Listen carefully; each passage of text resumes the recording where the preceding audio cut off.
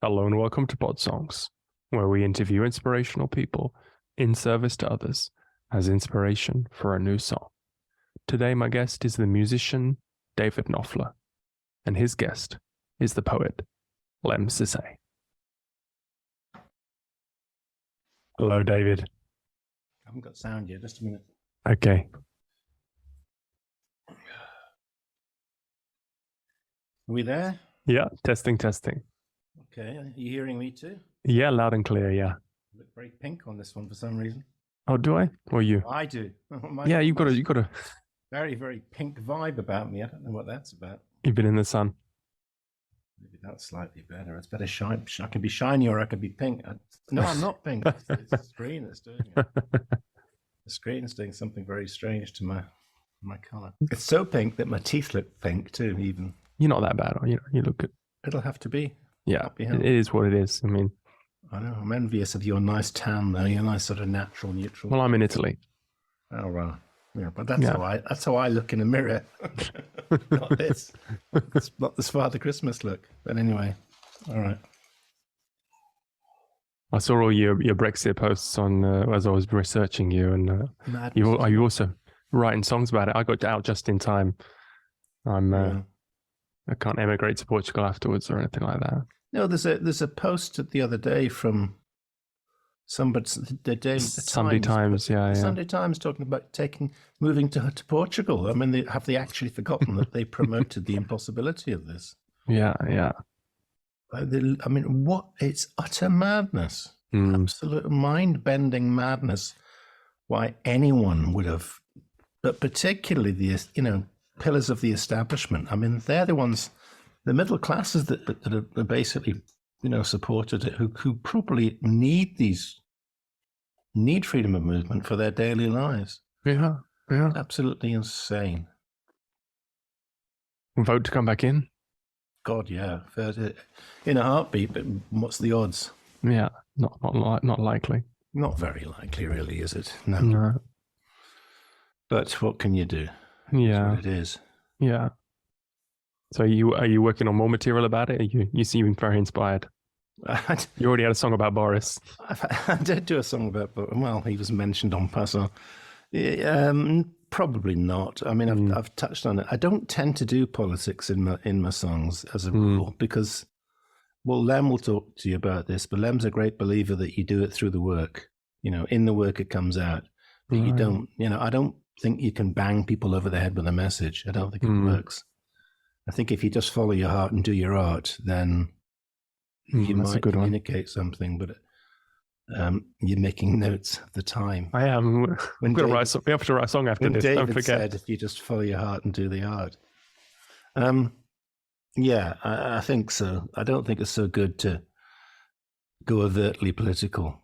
No. I think it just turns people off, and it's not where people don't turn music on to be banged over the head. And politics are usually local, and whereas music's universal. So I rarely go there. Maybe 3 or 4 times in my life. Sometimes sometimes something will click. I do go there in abstract though, Oh yeah. Songs like Hard Times, that was an example of that, where the lyrics just poured out. But that could apply to America as equally as it could to Britain or anywhere or anything.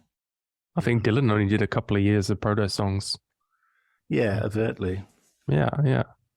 During his juvenilia. Yeah. Yes. Also wanted to say that your voice now is really, you've reached that level of maturity.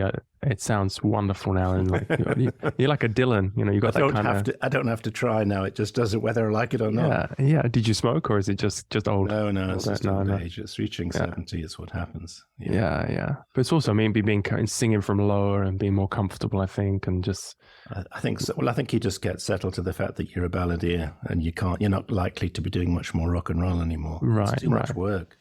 I mean, for live, it's too much because, the sound on stage is just too tiring. And in the studio, I just find I tend to play my piano or pick up my guitar and very often late at night. So I tend to just write far too many ballads.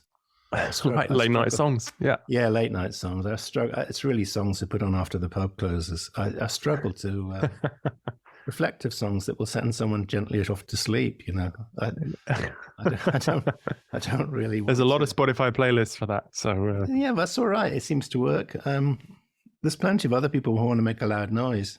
I struggle always to find. It's been a huge problem all my life live because I've always got far too many ballads, and then I have to find a way to compensate with almost force the issue. When I've opened my last album, the one about what's it called, Skating on the Lake, I've opened that one with a song called Sewing on the Buttons. It's all up tempo and happy, but it's actually a song about death, really, you know. But yeah, it is what it is. You can't. I mean, you can't be singing "I Can't Get No Satisfaction" at 70. It's ridiculous. People do. Jagger probably will, but it is nevertheless ridiculous. Yeah, but I think I had a really good singing teacher, and she said that if you should sing like you're with the emotion and in the mood when you wrote the song, and yeah, I really get that you wrote those songs late at night, and you still captured in the performance. And I think that's probably right. I've changed recently as well. In the last few years, I've increasingly gone right back to writing music first and then figuring out a lyric. I mean, there's no formula. Sometimes it's a little bit of both. Sometimes it's one, sometimes it's the other. But lately, I've found that I'm finding it easier to write the music first rather than the lyrics first. Oh, okay. And you can just hum along, and then later you'll find the right couplet, and then you might go back and change the music, you know. I don't like to work to a formula, but so it's whatever it is on a given. And sometimes, you know, if you're in bed at 3 a.m, you're not going to go down and turn all your equipment on, so you write lyrics first if that's what the way the mood takes you. Yeah. And I also do a bit of poetry, so. Yeah, I saw you had a book published. I didn't realize that in my research. I saw that. Bloodstones and Rhythmic Beasts. Not overly professional at it, really. I worked very hard to get to that point, and then I decided to knock it on the head because I realized that I'm just basically a better lyricist than I am a poet, I think. Yeah, I wanted to ask you about that. It's so different. Different. Yeah. Why? What is the difference? With music, you're looking for, I wouldn't say cliches exactly, but you're looking for phrases very often that are well-worn and well-used and understood. Okay. Maybe cliches isn't too strong a word for it. With poetry, you're very often looking for a way to express it with absolute uniqueness and different in a way, so you avoid cliches like they're, you know, a huge problem. So I think with you're applying different techniques. In poetry, you're much freer as well, and you're not locked into rhyme. You're not locked into metaphor, into what do they call that thing? I can never remember it. Lemn would know. The meter? The boys stood on the burning deck when Osmond had fled. Oh yeah, there's a professional word for it. Yeah, ask him. I remember it. I ask every time I want to find it, and when it will not stay in my head when I'm looking for it again. Well, what the devil is it? I know what you mean about the cliche, because when you read a cliche on a poem, you just put it straight down because it just sounds hackneyed and like ChatGPT has written it. Exactly. Exactly. Or they're the kind of poets that sell 1 million copies because they're really famous pop stars, you know. But it doesn't necessarily mean it's great poetry. No. I've struggled to get into poetry, to be honest. I have trouble with a song because I'm a lyricist and I know that medium. And with poems, it's different if you hear a poet reading, you know, when you go to an open mic. Very different, yeah. Yeah, then it lives for me. Lem's the past master at that, yeah. Right. His poems really jump out when he delivers them. Drama, high drama. Yeah. So have you seen him live? Or I have, yeah, a couple of times, yeah. Yeah, he's fantastic. But he's also you can also watch him on YouTube or whatever, you know. Yeah. There's a poem of his called I Belong. It's just rip your heart in half, you know. Oh, was his story. Is it We Belong, is it called? Or We Belong, or I Belong, I'm not sure. But anyway. His childhood story was just what a backstory, man. Gutted me, like... he just rip you into bits with it. Unbelievable. He's over it, in fairness, you know. Sure. But it's taken him 50 years to get there, you know. Yeah. That was really shocking. Yeah, really. Yeah, it's absolutely shocking. But as an ex-social worker, I can totally relate to it. So there were kids like that then. Yeah. I mean, the system fails people. And, yeah. As you're shoveling shit against the tide as a social worker. Do you put them into care where it's going to fail them, or do you leave them where they are, which is going to fail them? You know, very difficult. Yeah, it's heavy stuff. Yeah. Lem's story is particularly heart-wrenching because I don't think his mother ever really wanted him in care. You know. No. No, it's one of those stories where you lend your kid to the social services for 5 minutes and then you can't get them back. No. Which, should never be happening. So you were a social worker before being a musician? Dire Straits, yeah. Yeah. That's. You could have, if different roads travelled, you could still be a. I was very reluctant to give it up. I had a place at Kent University to go and do a postgraduate course in an MSc in social work. And they told me that they wouldn't hold it. When my father asked about it, I said, "Of course they're going to hold it, Dad. Don't worry. We're only going to try this music thing for a year." I actually knew that when I talked Phonogram into signing us, when I talked to Johnny Staines, the A&R guy there, I knew that I was crossing a Rubicon because I was really giving up my career and my postgraduate course. So it was a big gamble, really. Worked out. Yeah. You ever tempted to go back or like the social work? Well, or volunteering? Or I'm standing right now to be a councillor in the local elections. I was going to ask you about that. Yeah, not wildly dissimilar territory, really. But we'll see how it goes. It's a long shot, but we'll see.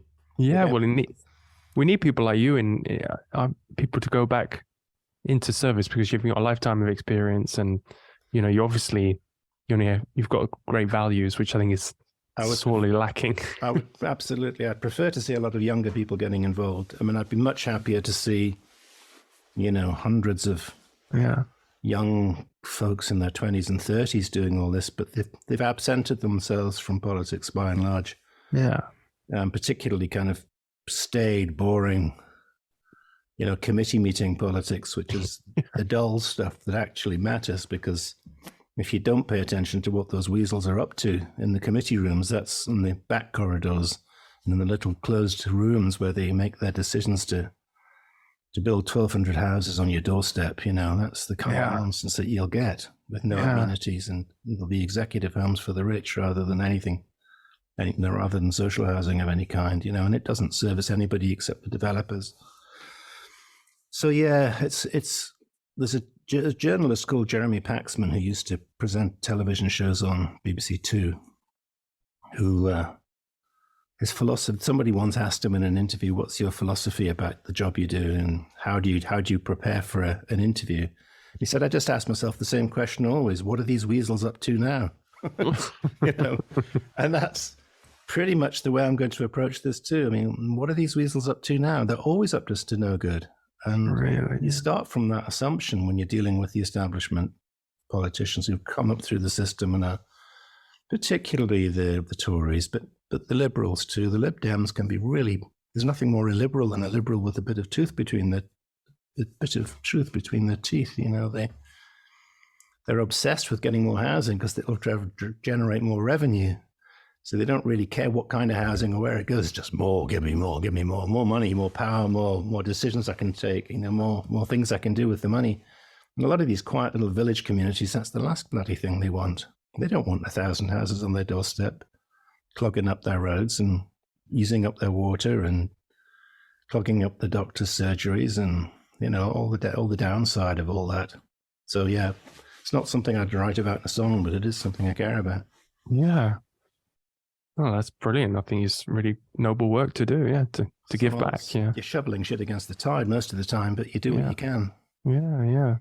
I saw you were sharing a lot about the waterways. You're very passionate about that. And I saw a lot. Well, they're just destroying it. It's 50 years of progress that the EU forced on us. Thanks to the EU, we had to clean our rivers up by law. And the minute we've left, they've gone straight back to pouring sewage into them. There's a river very near me. You walk the whole stretch of it for a mile, and all you can smell is sewage. They've just destroyed our rivers. Thanks a lot, Boris. Yeah. Absolutely outrageous what they've done to our rivers, and they don't recover immediately or quickly either. Once you've done that, you've killed all the micro stuff in the river, and the tiny fish and all the rest of it. They're all destroyed, and then you've got to start again. And where the birds that come down to feed, and the whole ecosystem gets trashed. I mean, we've taken us back to the 1950s. I can remember as a kid at Newcastle, the Tyne, you could smell it 3 miles away when the tide went out. It was because it was just an open sewer. Everything just got poured into it, And, the beaches around the mouth of the Tyne were just as bad as the river. You'd stand on sludge if you walked and waded into the water. And was all fixed, basically. By 2016, that was about 95% fixed. And they've trashed it all. Trashed it. It's a scandal. People should go to jail for this, in my view. Instead of that, the Conservative government gave them permission to do it, said, that's okay, you can do it for another 15 years. Partly because they couldn't get the chemicals out of Europe, because our export and import system has been badly disrupted by delays. Trucks will come in, but they can't get out again, and they're not going to come a second time. If you ask a truck driver from Spain to come here and deliver his goods, and then you force him to wait 3 days to get back home, he's not going to do it again, is he? No. So that's why there's no Spanish fruits anymore in the marketplace. That's why, the Italian foods, the Spanish foods, all the stuff that used to pour in, none of it's coming here anymore. We're going to be back to tin spam, Mm-hmm. Madness, absolute madness. And touring, of course, is totally destroyed. Oh, yeah, the music. It's just not worth the grit. Imagine I'm trying to do 8 countries in Europe and play. Yeah, 8 visas. Who's going to do it? Why would I put myself through that misery of even trying? I mean, it's bad enough to tour America where you have to get 1 visa. I mean, to do one gig in America, you go to the embassy at 7 a.m. and queue up like a good boy, and you spend the whole day in the embassy being fucked over. Interview, in 3 interviews before they finally decide that they might let you in, and then you wait a fortnight to find out. And meanwhile, they've taken $3,000 off you for 2 people who both had to be there in person. So that's just for an American visa. Now, at the moment, it's nothing like that for Europe, but when they start to recognize they can make money from it, how long is it going to take before they start bumping those prices up? And the difficulty, imagine you have to go to the German embassy now. Yeah. If you want some, I mean, it's not there yet, but that's the direction of travel. I mean, it's absolute insanity squared. It's hard to believe that 52% of us were daft enough to fall for it. Yeah. Even if that figure's now dropped to about 30%. Of course, Brexit was a tabula rasa. People could project onto it anything they wanted. It was a what you call that, Schrodinger's cat, Schrodinger's Brexit. People read into it what they wanted. And so, everybody thought, well, it'll be the kind of Brexit I want, which means there'll be stronger immigration controls and more money for me in my pocket. None of which was ever going to happen for them, This naivety. But how could they know? They were lied to by the people that were telling them this was the Leave campaign. Just was a retinue of fabulous lies.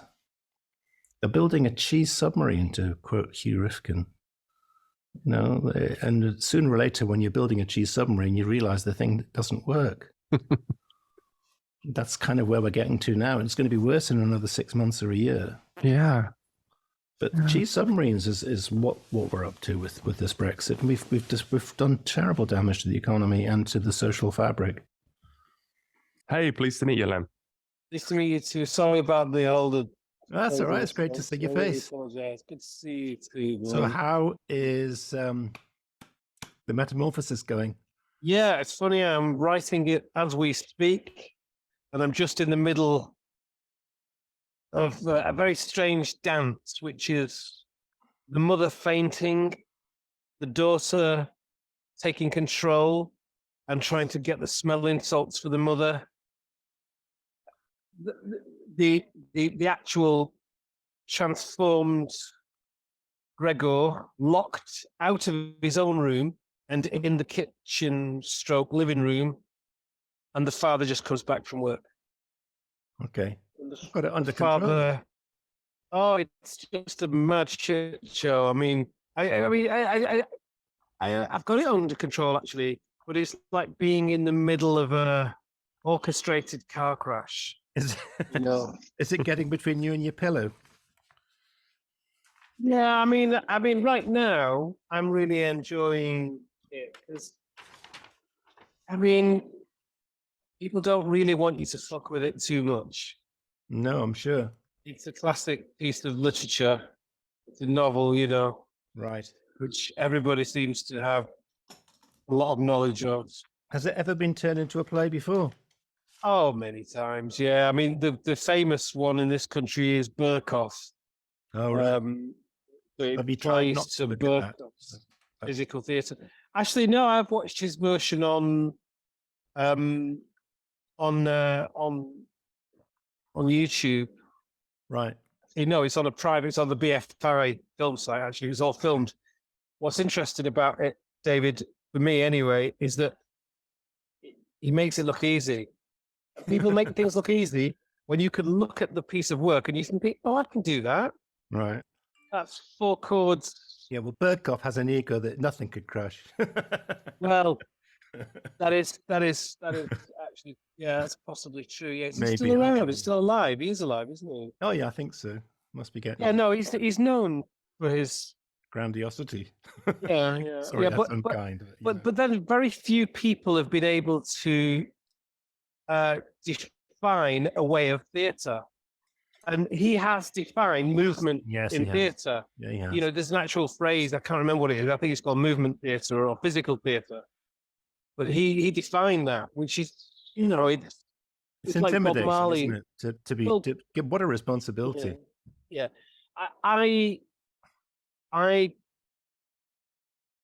I don't care about being lambasted, You won't be. Impossible. you know. You'll Well, I be don't praised care. to the hilt like all your other work is. Oh, am I right saying I don't care? Of course you're not right. Of course you care. Yeah, I know you not- do. Yeah, well. you have to care. Yeah, you do care. But you really care. no. But David, But all of David, it. what I've learned, and I think I might be wrong or might be right, but is to be a thick-skinned, thin-skinned person. You know, basically, what I keep saying to people now, and you'll know about this, but it's not my first rodeo. No, certainly isn't. Right? You know, and I'm used to now. I'm at a point now. I'm like, look, I'm going to do this, do it as best as I can. It'll go out, and just let's see what's happening next. You trust your process, which I'm sure you do these days. Well, yeah, but next, man, you know, I'm just like, once it's done, and I go through this crazy. Sorry, this is going to be impossible to edit. Gestation period. I know about your gestations. We've talked about this before. The first time I met you, I should explain this to Jack. We were up in somewhere like, it wasn't Skye, it was somewhere up in Shetlands. Shetlands, thank you. And I met you in a kind of a green room area. It was just me and you.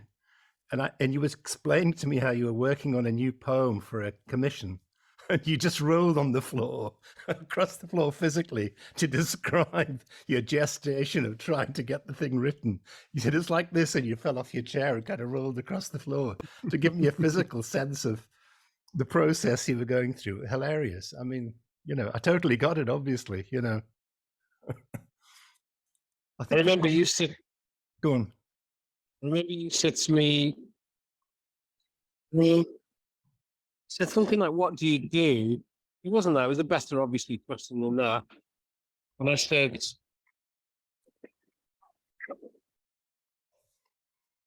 oh, yeah. You said, what's your plan B? Right. And I said, there is no plan B. Right. And you said something like right answer or something like that. Yeah, sounds about right. Yeah. No, you just suffered through it and got there. So you had no plan B. No, I never had a plan B. That was just, I told my dad I did back when I was 21. And I had a place to do a master's degree, and I had to give it up for Dire Straits. Because I was 23, I'd done 2 years of social work, and this band thing started to happen through the summer. And I told my father that they'd held the place for me for a year because I didn't dare tell him that I was just jumping out of the plane without a parachute. You got to do what you got to do. You just have to do it. I get to ask you this question now because I did an interview the other day with Steve Coogan. You did, and we talked I was going to ask about that. We talked about the people who we used to perform with in the late to late 80s, and there's one man. Yeah. His name, Steve mentioned it, was George Borowski. Right. And he is in one of the lyrics on that first album. Right. George Borowski. And that's why he's famous in Manchester. Does he claim to be Guitar George? Is that it? Yes, I think he. He probably isn't. There's 1,000 Guitar Georges. Oh my God, that's so funny. Are you sure about that? Mm-hmm. Because George Borowski, he's not got a big ego. Unless he was playing, he's a lovely man. Unless he was playing in a little Dixie band in London, was a little black guy of about 50 when we were 20. A black guy. Yeah. No, George is not a black guy. It wasn't a black guy called Borowski. Really. It wasn't really. I don't think Mark wrote those lyrics. It was never intended to be literal. I doubt he ever knew the guy's name. He just invented it. Oh, George. He probably wasn't called George. We never talked to him. He was just sitting there with his legs crossed, strumming away, doing his bit on a little Dixie band. To be honest, they weren't even that great. Whisper Who Dares. They were good. They were just a good band, good trap jazz band. Playing. They were called Whisper Who Dares. Sorry. Were they called? What did you call them? Whisper Who Dares? I don't know what. No, they were genuinely called the Sultans of Swing. That was true. That much was true. That's what tickled Mark about the name. Yeah. But we were there to play a game of pool, not to watch a Dixie band. So I'm as guilty as the kids that he was decrying in the song, of being, I was interested, but not enough to stand there for an hour, in reverence. No, it's true. I've just Googled it. I said, let's go and have a game of pool. It was a very insignificant event that's now, written into some sort of pop history. Oh God, it is, isn't it? It's one of those. Well, it is, unfortunately. I haven't thought about it much in the last 40 years. Now that you've brought it up, I'm obliged to go there again. Hold on a minute. I'm just reading it. Thank you for going there. It says here, Q Magazine, 1996, that it was George Borowski. And then it says, it isn't. It's true, there is a guitarist called George Borowski, and by his own admission, I know a lot of chords, but I'm not the one mentioned in Sultans of Swing. No. How funny is that? So me and Steve Coogan, within a week of speaking to him, found the answer from you, and also from George, but not Guitar George. Yeah, it's not. George Borowski. Who wouldn't want to make that? Who wouldn't want to be Guitar George? He knows all the chords. It's who wouldn't want to be that guy? But the thing is, when we started up in Manchester, Guitar George was like George Borowski was like, wow. He literally, Steve Coogan said to me within a week, 7 days of me talking to you, do you remember Guitar George? He was in the Dire Straits lyric. And I said to him, I'm going to be speaking to David Knopfler about that. Yeah, funny. Well, you can pass it back to Steve. He's a fantastic talent. You had a good session from what I gather? Yeah. We did 2 hours on. No, was it filmed? An hour and a half on stage. No. It wasn't for that. What a waste. He knew what he was doing. Yeah, but I'd have liked to have seen it. Oh man. Yeah, but it was a live gig, and well, maybe you and Jack could do one with Steve. Yeah, maybe we could. Yeah. Maybe you could have Steve as your guest, and you could follow this through. Well, the way the event went, yeah. Yeah, but I have questions for you too, Lem. Okay, yeah. I cheated with I had to do my bloody glasses. I didn't bring them with me. I'm getting too old for this nonsense. Yeah. ChatGPT helped me with these. Yeah, good. So I've got this. He printed me out about 25 questions in about 3 seconds. Yeah. Yeah, brilliant. Haven't bothered to read them though, so they're probably not that good actually. It's all good. I mean, let's see. Let's see. I've how already it all covered one of the goes. questions. How did you meet Lemn, and what was your first impression of him? Well, I already answered one. See, so there you go. We haven't worked on anything together, have we? We've meant to. We never have. Yeah, we haven't. I've got to We said say, we would. we met in the Shetlands Yeah. at the Shetlands Literature Festival, Yes. and you just—that's one of the reasons I love festivals, is because you actually meet kindred spirit. I should do more of it. I should do more of everything I don't do. You're a constant sand in my oyster because you do so much, and you always make me feel terribly self-recriminating for just sitting around here, basically doing music but doing fuck all else. It's all right.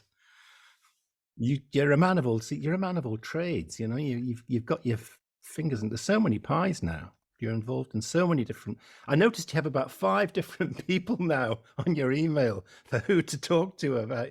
You've got your agents, about 5 of the bloody things now. It's serious stuff. You're going to run? No, I'm not. No, I am not. I had actually, somebody said to me the other day about being connected with Parliament. Walk into a Labour seat. No, I don't walking in your sleep. I don't think that's where I'm best. I don't think that's where I'm best placed. You're absolutely right. I should explain to people listening to this who are going to wonder what the hell we're talking about. Just that you're a kind of an unofficial ambassador for people who've been through the care system. I know it's boring for you because you've been around it 1,000 times, but it's important to state this because there really isn't anybody quite like Lemn anywhere that I'm aware of that's done what he's done in terms of making this issue, bringing this issue into consciousness. And in short, to say it this way, what he was saying, half joking and half serious, is that kids who aren't in the care system should be wanting to go into the care system because it's so good. And the reality is, it's probably worse now even than it was when I was a social worker decades ago. It's an absolute disgrace, and Lemn has done extraordinary work in this field to bring this. I mean, social workers, as a kid himself from the care system, social workers would regard Lemn as a doctorate, an unofficial doctor, a doctor of philosophy on this subject. I mean, he's an expert. And nobody can touch him really for his understanding and depth of it. And it's so important. And thousands of kids are grateful to him because of it.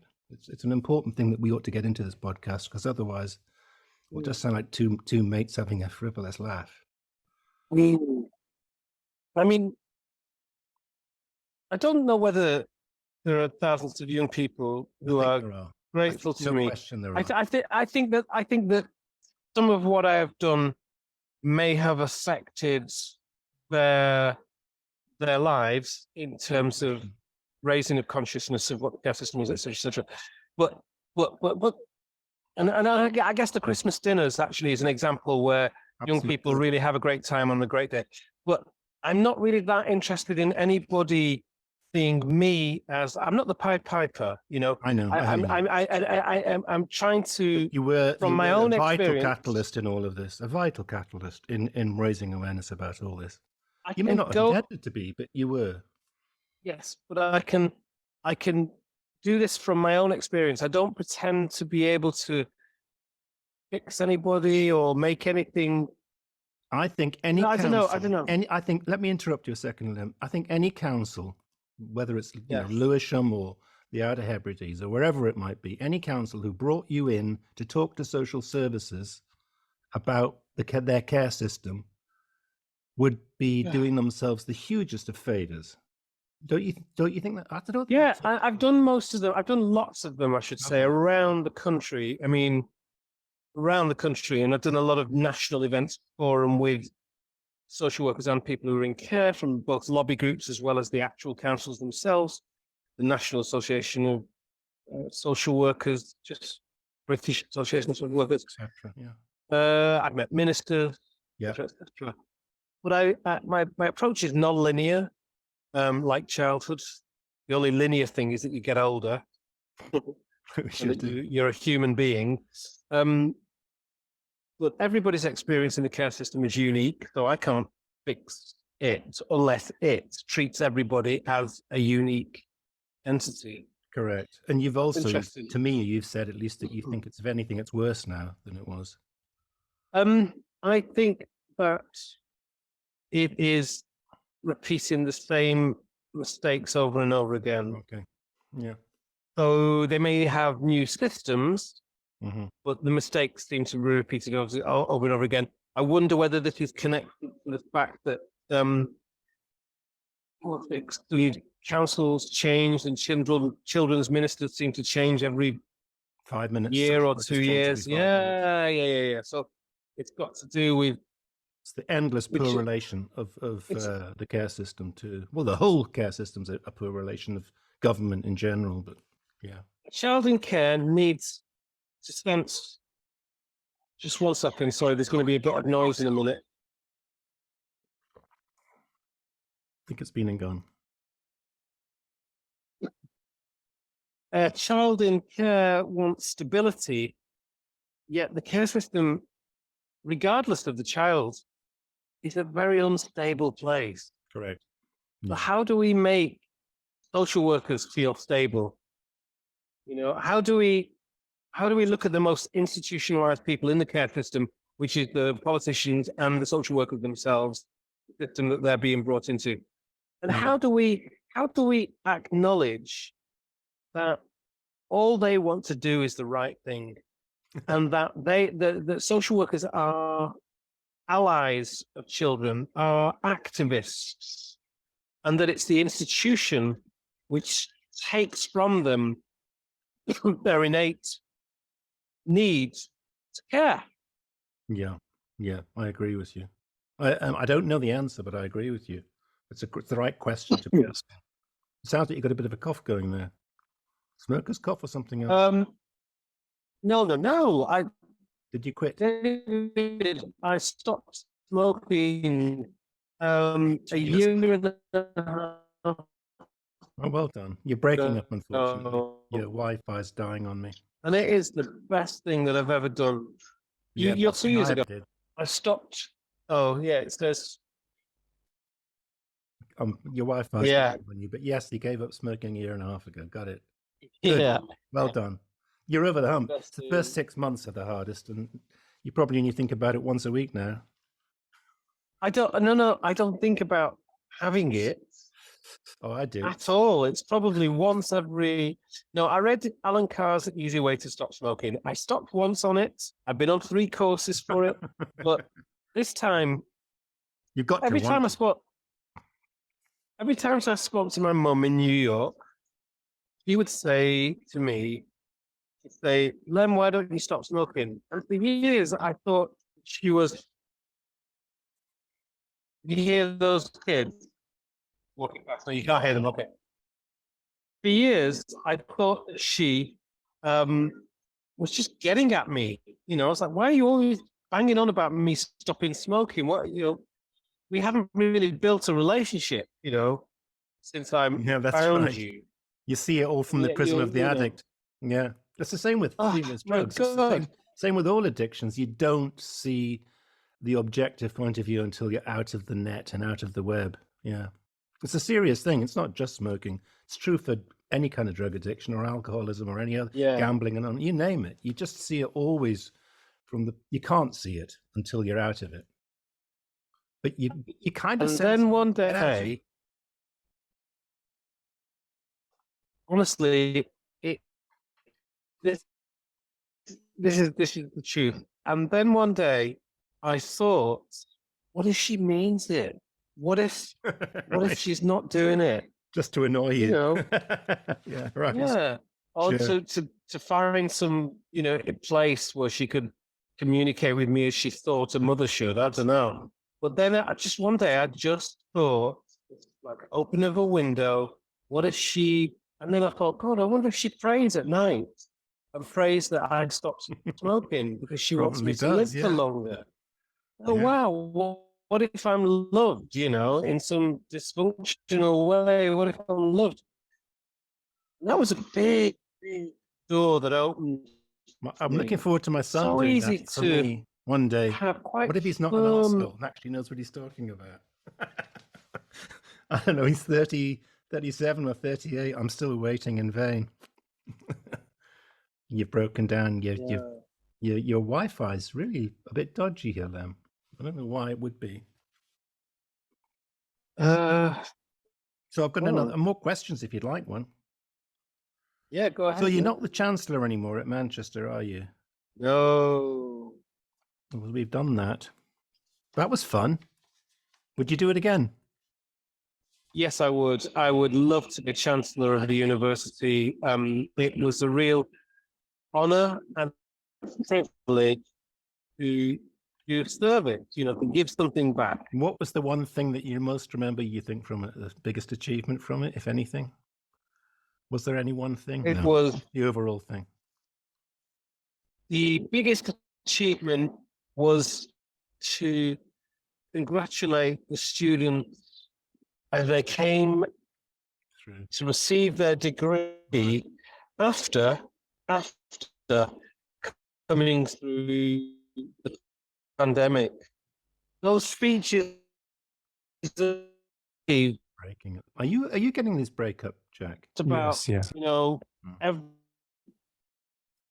It's like we've are like you? in the 1990s with modems. I don't understand why we would have such. I'm sure you've got good Wi-Fi there, Lem. I've got full reception here. Yeah, it's. I can't hear any difference. It feels clear to me. I'm not hearing any. As long as Jack's getting it okay, but I'm breaking up. No, it's breaking Can up. you plug in the LAN or I don't move nearer the modem? These days that these things will work. plug in. I haven't got a. I'm a bit worried for Jack because he's got to try and edit this together to blasting. create a podcast, and if you keep breaking up, we're not going to get a good session out of it. Oh well, never mind. Never mind. So yeah, that's it then. I can't. So how are you in general? On a more personal. He's broken up again. He's frozen. Screen's frozen. Man, maybe he needs to do a reboot. I can edit this bit out if you can get a stable connection. Yeah. Well, it's like talking to a modem, one of those modem 56K connections at my end. Can you move nearer the modem or? Because I think he's outside. Maybe he's. Are you in the garden, bad boy? No. Let's see. You're not. It's difficult to tell with these blurred out backgrounds. You never know where people are. Okay. How does that sound? A little better. I've got full action there. Shall I log off and log back on again? Maybe. Give it a moment. Let's just see if it stabilizes. Okay. It's probably my daughter on playing some computer game upstairs, is causing it all. No, you're good. It's something sucking all my bandwidth. Maybe it's my bandwidth that's the problem, even though I'm not. Oh, actually, no. Oh, no, that's right. I've got all the bars now, man. Well, I've got all the bars too, but let me just check something for 5 minutes. I'll be right back. No, it's not you, David, because it doesn't make any difference to your. Good now. So if I keep speaking now, is it any good now, or is it breaking up? Okay, yeah. That's better now. Yeah, better than it was. So how are you in general, Mr. Sissay? I'm okay. Yeah. Yeah, I'd like to lose some weight. Slightly worrying. You sent a couple of slightly worrying messages on Facebook recently to your public. But maybe you were just feeling inspired about, drowning, not waving, and using it as a metaphor for something else. But you sounded a bit, you're going through something tricky. I have a poem, and it's called Morning Breaks. And I am putting up lines of the poem every day. It's quite a long poem, so it's going to last about a week and a half. So every day you're just taking a section. Yeah. Okay. Yeah. So if you put them all together, you'll be able to read the poem. And it's about a guy who falls off the edge of a cliff, but he grasps a branch, and then a series of things happen to him. Okay. While he's grasping that branch. Happy ending? It has the most glorious ending. Okay, great. You could like an ending. How I would end that. none of my business, but how I would end up is he gets washed away, but he lands up in a really cool place and it all works out. So it was all right to let go. But that's probably the first line of it. The first line of it is they always said I was over the edge, and now I really am. I'm over the edge. But in a gasp of air, I grasped a branch that I hoped had its roots in the rock or rock solid roots. But there's the breeze blowing, a stunning storm coming, thickening ink spilled on a bleating paper sky, a crowd of rain on the horizon stag nearer. I sway so, I know so, I slip a little more. I sway so, I know so, I grip a little more. These tender fingers in a clenched fist, etc., etc., etc. Yeah, I remember reading it. A man falls off a cliff edge. Yeah, it makes a lot more sense to me now that I know it's part of a thing. It makes a lot more sense. Part of the thing. Yeah. Yeah. It sounds quite dark, but actually it's a really celebrated. It sounds great. Celebrated. I wrote one about a year ago, and I found it, and I thought it must be somebody else's because it was quite good. And so I looked at it and thought, "Who wrote this?" You know, the way you don't. And I kind of almost wanted to go online and try and find out, and then I thought, no, it clearly is one of mine. I had no idea what it was about. I couldn't understand it. It was very, oblique and strange. I'd needed to read it 4 times to figure it out. But I was quite surprised that it felt like a proper poem, because I always think I'm a bit of a fraud when it comes to writing poetry. I believe in myself as a songwriter, but as a poet, I feel like I'm an amateur, just kind of seeing if I can bluff it. Do you feel fully au fait with all your areas of endeavor, or do you feel like you're learning learning on the job? I'm like you. We're veterans now. But you said, and I can say that as well. And although that's the case, the constant struggle with my sense of well-being, really. Right. Because, when you've been doing something for 30 years professionally, 35 years professionally, and you can still start it by saying, "Oh, I don't know whether I'm any good at this." So you have to talk about your own mental well-being. Maybe, I don't know. Yeah, well, I do. So I see it as a process of self-acceptance. It's part of being an artist. I think that you struggle with that. You're supposed to. Yeah, that's right. It's good to know. I think it must be very good for other people. I'm on my 23rd album, I think, solo album. Wow, David. And it must be quite encouraging for other people to hear that I'm still kind of wondering if I know what I'm doing. I think I do, but I struggle. I have bad days. I have reject. I had a reject song the other day that I just really had to just go, this isn't going to work. I've got to give it up. I'm like a dog with a bone once I get started on something, I'm buggered if I'm going to admit defeat with it. I want to just work it until it works. I think you're probably the same. I am. But I also think I've got myself maybe caught into a loop of behavior, poetry behavior, which I'd like to break out of. Okay. I'd like to not know where a poem is going. I'd like to not know where a line is going. Oh, well, that's an interesting development. You get to the point where Tom Waits described this like that he started to work on different instruments because on the piano he became too familiar with the genre. And I suffer from that. I'm rewriting some of my own songs and I'm buying weird instruments now just to find a little bit of undiscovered country. Wow, it's beautiful. You have to sometimes, because if I just go back to the piano, I'll write a song I've already written 5 times before. I can write a song in 5 minutes every time without any problem, but whether it'll be any good is another matter. And if you're just repeating yourself, well, where's the challenge? I liked what you said when you said finding the undiscovered country. I think Shakespeare got the undiscovered.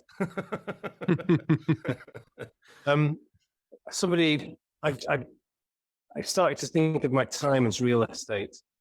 Mm. So, like, if anybody wants some of my time, No, they you're want a some. baby. How old are you now, Lim? You're still in No. Wait. I'm just valuing Yeah. time. That's Sorry to all. interrupt. That's all I'm doing. No, it's about being in the present though. It's like I'm valuing that time. So, and I like the idea of undiscovered country, and I like the idea of the imagination and finding new ways of describing old matters. You need That's like you could new be territory. Writing, you could be writing film scripts. You could be doing anything you want. Basically, you're a wide Wow. book, and you're full of facility and opportunity and talent. I mean, you can really. I think you could do anything you were allowed to do by the media. By my own head. I think you could. No, by my head. I mean, No, I don't think your head I, is the problem. I don't think that at all. Oh well, let me tell you. I'm not saying you don't probably have is, to. and Go on. and also, you must know this as well, David. Is that like I really think that I turn down more work than I take. Did you really? Because out of fear, yeah, Oh yeah. gosh, I I didn't. turn down a lot of work. I'm Yes. staggered to hear that. I'm really surprised to hear that. Yes. That surprises me. God, yes. Wow, man. Yes, I think you can. Yes. I'll give Yeah. you free counseling lessons. You just, you're such a talent. There's really no need for you to turn anything down. But I'm glad to hear you turn things down because you're too busy most of the time, and you put me to shame. Yeah, it's I turn things down because. But you should be turning them I down don't because feel like they I don't can do interest you them. rather than you think they're too much. Yeah. Well, well, it's a mixture of the two things. Often things that are too much of a challenge are the things that I also don't really want to do. Right. Like, what should I say? Like if I'm writing a film of my book, My Name Is Why. I don't want to do that. No, So, I understand. You've been there and you've done it. I don't want to play a Dire ask me Straits blah, concert, blah. even though I turned those down a lot. I mean, I don't want to play songs that. David, I would love you to play it, but then again, it's your I mean, Isn't it? It's interesting, isn't it? Current work. Oh, a lot of people would be like, I'd love you to play with the Dire Straits as the Dire Straits. I wouldn't turn. If somebody said here's £5 million to go on tour for a fortnight, I wouldn't turn it down. But I'd zip my mouth, I'd say nothing, and I'd keep saying it, and I'd just think, there's a nice check at the end of this. Just be polite, say nothing, keep saying it. But it wouldn't be my chosen artistic endeavor, for what I want to do with my life. There's no. Honestly, there's no learning process in going back and repeating a dog and pony trick that you learned to collect a bone when you were 22. It's silly. I mean, I'm interested in what I'm interested in. I'm 70. I'm interested in death now, how to gracefully get there, I mean, at 70, you're definitely past the dress rehearsal bit. You're not playing it at being an existentialist anymore. There is an existential risk.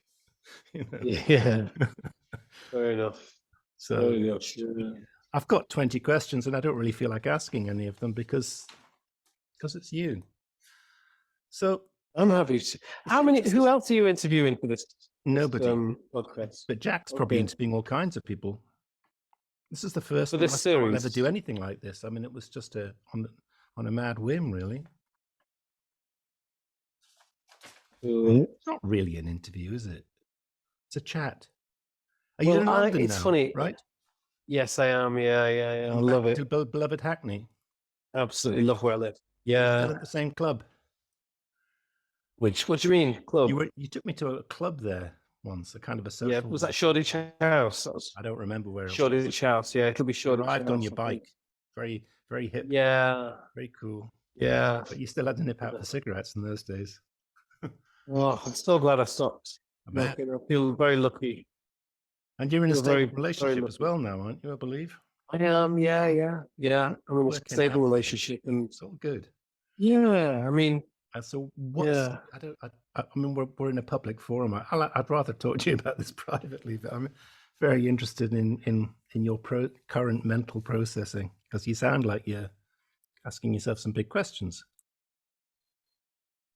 I think I'm very I'm more level-headed and clear now than I've Sounded. ever been in my life. You sounded, actually. You're a different man to the man I last spoke to. You do sound more mature. You sound like you're sorted. Well, I think you were consumed by this whole your book. Your Why book. My Name Is Why. I think that was. Oh, was I right in the middle of that? You were probably just embarking on it, and you were still processing. You thought you were through the process, but you were at that stage where you were kidding yourself. You dealt with it, but it was still, my father. That cost me $10,000 to say that. That joke there's a movie like that, or in my case, my brother. Cost you $50,000 to get there to be able to do that. So you were still kind of doing that. And whereas I think you're yawning now because you've done it. You have done it. You've put it. No, I'm sorry. I'm sorry. No. I'm not saying you're not yawning because I'm ignoring you. You're yawning because you have done it. I think you've left it behind. What's that saying? Fetch water, carry wood. It's saying that I love. Fetch water, carry wood. I don't know. You posted it just today, I think. It'll be on Not Facebook. today. It was a few days ago. Yeah. Oh, okay. Well, it's about sometimes Facebook gives me old posts. Yeah. Yeah. I just it's a like you know this anyway. But life is a lifelong process. So, I haven't arrived anywhere. It's just, But you have. But okay. To you can say that. But no, actually, here's the thing, Lem. Sorry, go on, finish it. No, go on. No, it's fine. You don't see the progress unless every 5 years or so you look back to where you were 5 years earlier and you go, well, yeah, fair enough. I mean, in your case, it's very apparent that you've stepped through a number of major thresholds to get where you are. Yeah. You're, by anybody else's definition of your life, you're a monstrous success. I mean, of course you don't. Isn't that funny? Yeah. I mean, you were a kid from the care system with every possible conceivable disadvantage, and now here you are with your MBE and all the rest of it, doing OBE. OBE, sorry. Does that matter? Wasn't a knighthood, but that's yet to come. The thing is, you can always look at. I think one of the things that I am realizing is that there's always somebody with a bigger house. Of course. There's always somebody who's got more records, more books, more better playwrights. All I can see is, You're not the one to judge it. I mean, to some people, I would be an also-ran, but to other people, I'd be strictly first division. So it just depends on your audience. You can't worry about. You can't worry about the marketplace. Otherwise, I'd be worried that I'm not as good as James Blunt. I mean, it's silly. Yeah, it's true. Well, you look at those expedient rhymes that you're beautiful, it's true. I saw your face in a crowded place and I don't know what to do. Bong. I mean, if only I could write like that. I mean, it's ridiculous. Sometimes the most simple, it's one of the beautiful things about what we do is when you get a simple line and then you hear it and you think, oh my God, that's beautiful. And then you think, I don't think that anybody else has ever said that or written it or in that way before. Yeah. And I need to write this down because I thought of that. And I just love those moments.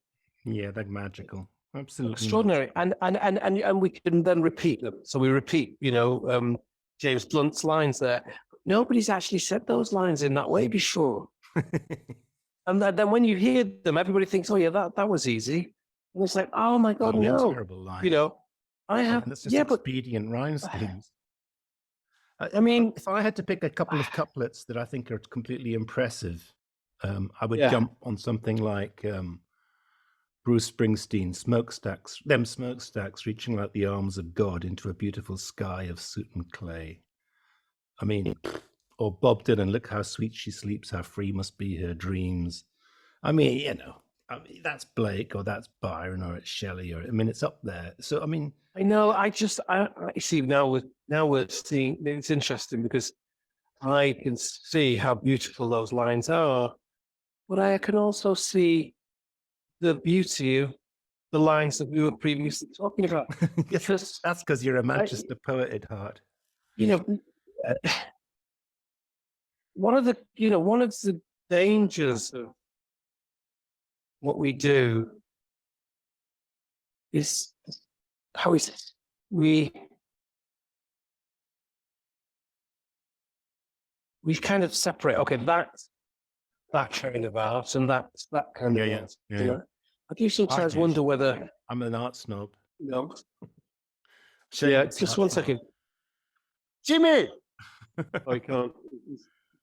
I'm a shameless art snob. I mean, I'm terrible. I'm an observer reader, and I've got no time for the Daily Mail. I mean, I'm in agreement with that. I am an observer reader, and I have no time for the Daily Mail either. But well, number one, I don't think that creativity is the monopoly of artists. No, of course not. And number two, I do understand that a kid can hear a terrible lyric that moves them. Oh, absolutely. And then they later on become writers themselves. Of course, everything's a doorway. I mean, when I first heard, The Shadows, even no lyrics, just the music, life changing. Yeah. I mean, I thought the early Beatles stuff was pretty amazing, and I thought, when I heard, I mean, Hendrix blew my mind. I mean, so many artists just blew my mind. I mean, and we're all doorways to something else. I mean, I didn't understand. I still don't understand classical music or opera. I've never managed to get there at all. But it's all a journey, and of course, everything opens doors. And you can never tell what. I mean, that's why I think you should expose kids to absolutely everything and anything they show the slightest interest in, because you never know. Yeah, true. I knew about a little kid that was in the care system, and he was taken to see an art exhibition, and it was Rothko. He's just these blank canvases. Blew his mind. He's a fine artist now. Blew his mind. Yeah. I mean, you can never know what's going to open a door. Mine was a book by the Liverpool poets. Which one? It was Mersey B. Yeah, I've got that too. The first one. First poetry book I ever bought, I think. Mersey Sound or Mersey B? I always don't remember. I've got it on the bookshelf. Yeah, 1967. That's Roger right. McGough, Brian Patton, Adrian Henry. All three of them I know. Yeah, Brian Patton, the late and Roger Henry. McGough, I think it was, wasn't it?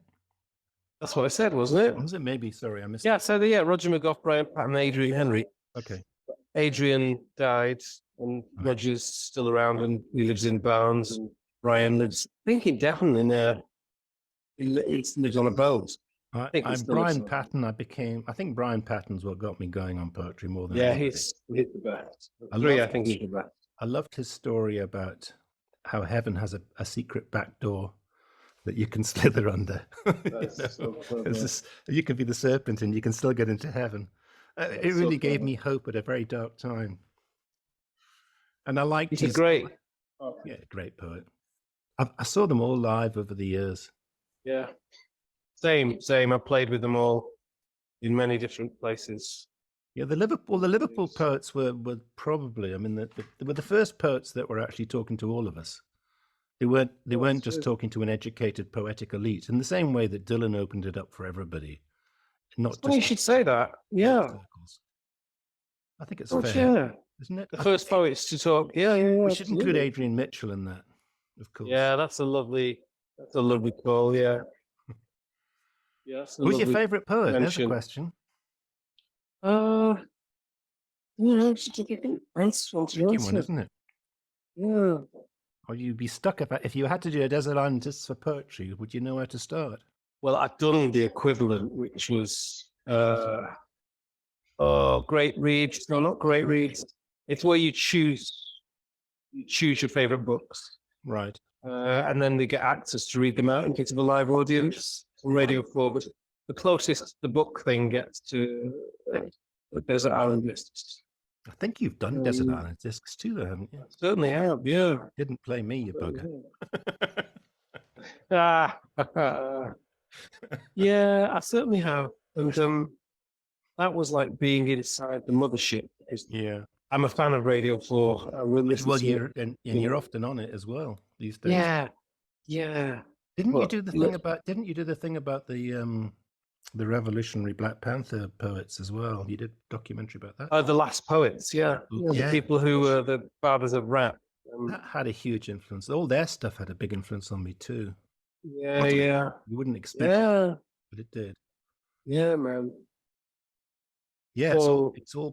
Do you think we're still making the same kind of interesting revolutionary? I mean, I've used that revolutionary in deeply inverted quotes, but do you think we're still making kind of radical statements that move kids the way that we were moved? well, I'm not moving them because they're not my audience. No, they're not mine. So I'm wondering. Well, I think that they are doing. I think they're doing stuff which is really interesting. I think interesting. We're in interesting times, where I suddenly feel like, oh, I don't understand what's going on. And I think that's probably what the generation above us was saying when we were banging. Yeah. Well, we're not supposed to really be. My daughter doesn't, who's 21, doesn't think that I've got the first clue about what she thinks, and yet I understand much more about what she's up to than she thinks I do. Yeah, that's true. But that's like the Mark Twain thing, isn't it? When I was 21, my father was so dim I could barely stand it, but when I got to about 28, he got a lot smarter. Right. Good line. I seem to remember talking. Go on. Go ahead. No, I seem to remember talking to you when we first met as well about artists, about the artist. And I think I probably said this to you at the time, but maybe I didn't. That I thought of artists as being born that way, really. And I use the analogy of a farmer in the 17th century, and his kid is standing there looking at the fields of wheat, going, "Oh, Dad, look! It looks like the sea. It looks like the ocean." He's thinking, "Oh, Christ! We'll have to get him a lute. He's not going to be able to take care of business. We've got another reject on our hands." And I kind of feel that that's how we are. And I've always felt it's a handicap that we've overcome, and it's a good thing. I don't regret it for a minute, but you're born as an outsider. You're born, the social situation puts you out into the margins, and there you either drown or you swim. And we swam, I think. Yeah, I mean, where I'm coming from, in terms of where I was brought up and the people who were around me then, yeah, I've definitely swum. You don't say it with any sense of joy or achievement. Maybe I'm being harsh. Yeah, well, however you are, it's okay. But for me, I mix two things. One is that I've done extremely well. Yes, yeah. Relative to relative to my childhood experiences. Correct. But the other is humility as well, because not humility, but actually I'm always aware to respect somehow the people who, like, one of the people who has done better or it's done equally as well is somebody called Peter, who had a really horrific childhood, really. Mm-hmm. But he's got 3 kids, still with his wife, and he works for a window firm, replacing windows. Right. He loves Man City. He's done really well. Sure. Like his first kid has just got through university. I mean, I know his background. I know where he was from. Right. I just think he's incredible. And, he was my friend when I was in care. He's not now. We're very different people. And, I talked to on various times, but I just think, and he looks at me thinking I'm successful, Sure. Yeah, he's all right. Sure. I'm your bloody, you've done all right. He's horrible. Sure. Of course. Broad Lancashire accent. But I look at him and I think, no, Peter, I understand what you're saying. I can see how much No, it's a one dimension. It's a thing that matters to 1%. The whole world of being a public figure matters to 1% of the population. Most 99% of the population don't give a flying shit about any of that. I mean, they just don't care. Sure. I mean, for most people, they would regard their grandchildren at my generation would they regard their grandchildren as their greatest achievement? And yes, right. That's a good example, actually. Yeah. I don't happen to have any, but if I did, I'm sure I'd be the same. Yeah.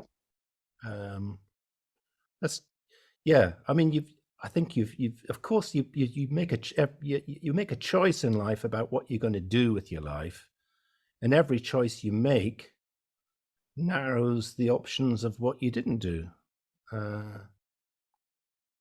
I mean, that's the really good example. You can't be and do all things for all people. Yeah. So I like to see things in context, though. I like to see things in context, David, because if I don't, it's a mad world out there. My literature agent, I went out for dinner with her yesterday, and she said she's been asked to give a talk on networking by Curtis Brown, who are a big agency in London.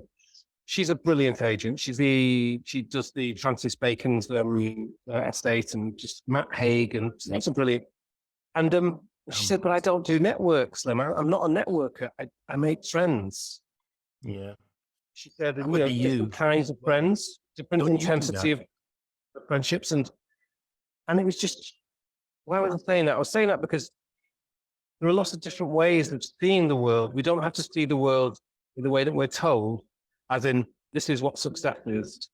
This is what, and to me, Ether is successful and I'm incredible. And it's really important for me to hold that in mind because. And you've made friends along the way. I mean, we may have been technically networking, but I felt like I'd made a friend. So I would definitely feel that. Yeah, I agree. I would feel you're very much like that too. I think you've probably got 1 million friends, but whereas I only have about 6. But I nevertheless think. I follow your life with a great deal of interest as a result, and always have done since meeting you. What are you doing now? What are you trying to do? Well, I'm just getting some wires ready so I don't lose power while I'm talking to you. I see. How are you getting on with all this, Jack? Oh, very well. Very enjoyable. Do you want to chip in at any point? No. Was there anything you wanted to is there anything that you wanted to say, Jack, that we've not said? Well, I remember we have to write a song about this, so... Oh, my God. Oh, you do? Yeah. I've written a song about Who's writing the song? I recorded it. I've got it. Who's writing the song? David? Yeah. I wrote a song about you once, actually, but I never recorded it for some reason. I think I was never happy with the tune. I had the lyric, but I didn't have the tune. One of these days I'll do it. I've got the title of my next book. I could give that to you and write a song about that, but I'm not going to steal it. So be careful. I'm looking for a title for my next album. Yeah, I told somebody. I know that I told somebody. Oh, never mind. It doesn't matter. It does matter. No, it's just died in my head. I've got a song where I've got a line, and he took one for the team. It's about an alcoholic who is rationalizing, a bit like our story about addiction and cigarettes. He's rationalizing the fact that he's taking one for the team. He's doing the work. He's taking a drink for the rest of them. He's kind of making the sacrifice, taking one for the team. He's having alcoholic's way of thinking. He's an alcoholic. And that's the song. It's called, and the line is, and I took one for the team, and it kind of goes through. And the barmaid, who was his ex-girlfriend, is kind of like brassy and cold about it all. And so I was contemplating calling my next album "One for the Team," but I thought it's so obscure, nobody will know what the hell I'm talking about. Oh, what, man? Sultans of Swing is what was that? Not Sultans. What's the album called? The Dire Straits. Dire Straits. It didn't have a title. The first album. Right. So, Dire Straits, even. Well, that was double meaning, I suppose. Yeah. I don't know. I mean, I struggle with titles. I usually would just plump on taking one of the songs as the title these days. Well, it's good to have things that are really obscure now, so that you can find them on the internet. So, just turquoise pylons. You're good at that Well, kind you of know, thing. Yeah. I mean, throw things together, you know. but that's classic sort of contemporary poetry that does a lot of that. You're an expert Du- at that kind of thing. Double parking on the moon, Yeah. you know. This is the poet in know, you talking now. Or just throwing really disparate things together, like a car park in the desert, you know, things that just strike you with an image. Yeah. A striking image is I like worth a that. million words, isn't it? It's If a you good can one, find a it. car park in the desert. I sometimes write whole chunks of work, like a 10-verse song, and there's not one decent image in the whole bloody thing, and I throw it away because Yeah, I know that. imagery is me out from that everything. as If you well. haven't got decent imagery, you're going nowhere with it. It's hopeless. I know. I used to just pour out of me, man. Yeah, I'm sure it still does. I don't think you have to. You don't think you have to be tortured to make good work, do you? Because I don't think you do. You don't think you have to be tortured to make good work, do you? Oh God, no! Oh my days, That's no! a sort of a thing that people do. You know, often don't. people who think that people who think that you need to be tortured to write good work hate people who write work and they're not tortured. Right. Spot on. Yeah, absolutely. Which is Absolutely. Yeah, you. That's very wise. I mean, yeah, I wish I could do. I wish I was better. I wish I was better. You're troubled by something. Have you had lunch? No, I'm not troubled. I'm good. I've had enough food. I'm all right. I feel like a dad now. I always father you. I'm sorry, I shouldn't, but I do. You do. You are tending to make calls on how I must be feeling, but that's fine with me. Are you? It's okay. I keep forgetting that we're in a public forum. I just feel like I'm chatting to you, and I shouldn't really. Oh no, gosh, you do whatever. I'm here, man. I'm here. Like I'm here. I'm open, and I'm enjoying the conversation. It's very nice to see you again. It's been too long. You know, are you ever? Yeah, it's funny on the web because you don't think. I don't feel far from you. You know, I see. Yeah, you're in London, and I'm 200 miles away or something. Where are you? Which part of the country? I'm in Devon. You were down here, but I only found out retrospectively. Beautiful. I think I'm doing something in the bids, sides. Oh, I don't know. Something down there. It's probably Somerset, not Devon. It's probably 100 miles from here. Our nearest major city is Exeter, actually. Yeah. They have a good theatre in Exeter. I'm sure if you said to your agent, Jimmy, I'd like a gig in Exeter, they'd do one. Hold on a minute. No, go on. That's fine. 1 second. I'm good, man. How you doing? It's all right, man. It's all right. It's good. Free Wi-Fi? Yeah. Free Wi-Fi as well. Yeah. Yeah, it's a good one too. Yeah, we're on here. That explains. Also stick outside there as well. Yeah, it's all right. Try it. See you later. How's Jimmy doing? Is he all right? Whoever Jimmy is. You know what? That's my neighbour, man. Okay, cool. He's such a good man. Such a good man. My gosh.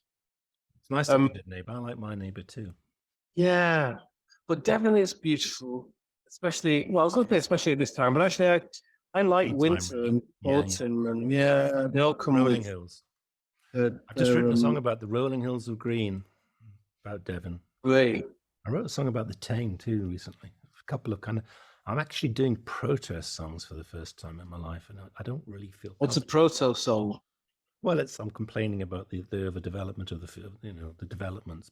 Hey, what happened with the politics, man? Oh yeah, you were going to be. Oh, I missed by about 60 votes. I was very close. I overtook a couple of the Tories. I came to it too late. The postal voting. 60% of them had their postal vote already back before they even knew I was there. Oh, damn. By the time they got to the printers and got my leaflets done, they hadn't even started the leaflets. They asked me to do it the day before polling closed, before they. Oh, I mean, wait, why did you do that? Well, they shouldn't have asked me to do it at such late notice. Exactly. They messed up, but I gave it a good shot. I came pretty close, almost. But what difference would it really have made? One councillor and a council of 40, 30 of them are either Tories or Lib Dems, and where I am, the Lib Dems are the same as the Tories, so They're all kind of mad keen to have big executive homes where they can collect the taxes, and they don't care how many they slam in. It's 1,500 have been announced for these rolling hills opposite me, where there should be maybe 10, 20. What? 1,500 homes? Yeah, all slammed together. So that's a kind of ticky-tacky houses on the hilltop, and they'll all commute. They'll not live here. That's not local need. That's for the cities. There'll be city commuters who'll buy them, and then they'll commute half an hour to go to work. How many years building is that? It's going to take a while. It's not going to all happen tomorrow, but the outline planning has been granted already. The Tories created it, and the Lib Dems rubber stamped it. So, can't be helped. They call it progress, supposedly. But I mean, the biodiversity is going to be absolutely smashed with a sledgehammer, and they've now got to increase biodiversity by 10% when they put in these new estates. Which is, I mean, how are they going to greenwash that? They can't possibly, can't possibly. Have you heard of the song? Have you heard of the song "God Is in the House" by Nick Cave? No, I know Nick Cave slightly. I know some of his work. It's probably an interesting set of lyrics, I should think. Yeah, I'm just going to find the lyrics and I'll tell you why in a second. Okay. Okay. Yes, your edit point. Is in the house lyrics. So he's basically talking about a place where all things are sort of slightly perfect. So I'll go through the lines with you. I'll just read this to you. It'll only take a minute. We've laid the cables and the wires. We've split the wood and stoked the fires. We've lit our town so there is no place for crime to hide. Our little church is painted white, and in the safety of the night, we all go quiet as a mouse, for the word is out. God is in the house. God is in the house. God is in the house. No cause for worry now. God is in the house. So it continues like that. You used a term a minute ago saying they call it progress. The lyric could actually be, that could be the chorus. They call it progress. And the lyrics, the verses, could be just filled with, they've lined the hills with houses. They've made the rivers clear. Yeah. They say the air is, say the air, there is nothing bad in the air, and we're all well here because, and then just straight in they call it progress as the verse. Wow. Yeah.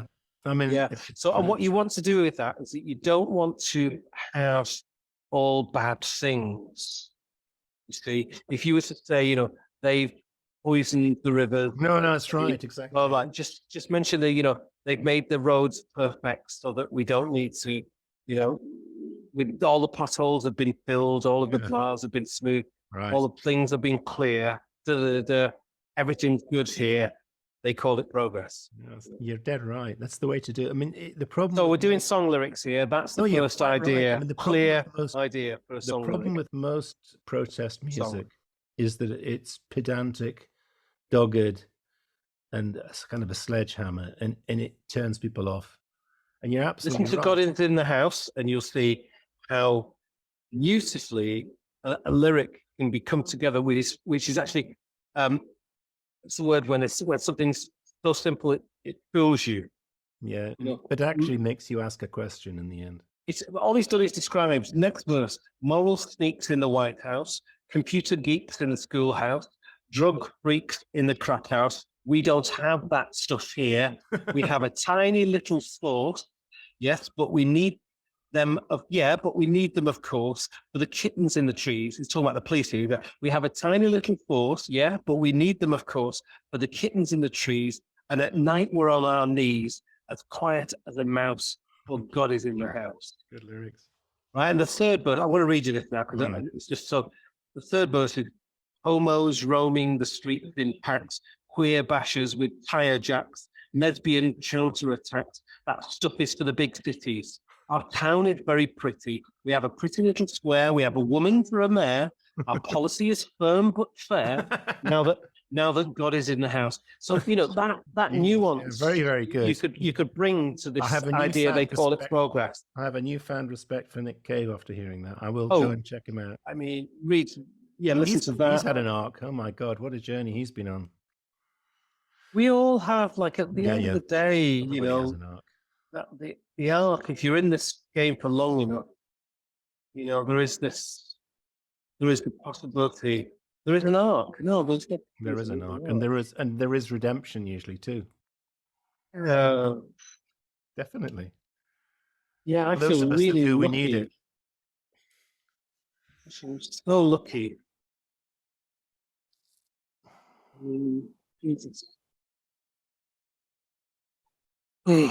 Yeah. Okay, I think we've done it. You got the lyric anyway. You've got the song. You've given. Well, that hasn't happened before. We had the idea from the guests, so that's. I'm very bad at working on other people's suggestions, but ego in a box, I have David. an authority problem a mile wide, but I think that's on a plate there, David. Yeah, it is. I think it's on a plate. I don't think you have to have anything to worry about, but it's yours. You said that they call it progress. As soon as you said that, I thought, oh, because I put that side of my head on it. I've already finished that song, but yeah, for the next one. No, but the imagery as well with the hill. You said the hills lined with houses. Yeah, we all think of Devon Hills. It's half written already. I hear you. Yeah. He's even thrown in a couple of rhymes for me. Yeah, we have to give him a credit though. You know. He don't have to do that at all. But it's but look at the structure of God is in the house, because I think that structure gives to you as well. Yeah, you know, of course. I mean, you need to be subtle about how you influence young minds or even older. Yeah. You can't be pedantic. It doesn't work. I don't remember how I went about it. I honestly can't remember the lyric of my current song. It's called Rolling Hills of Green.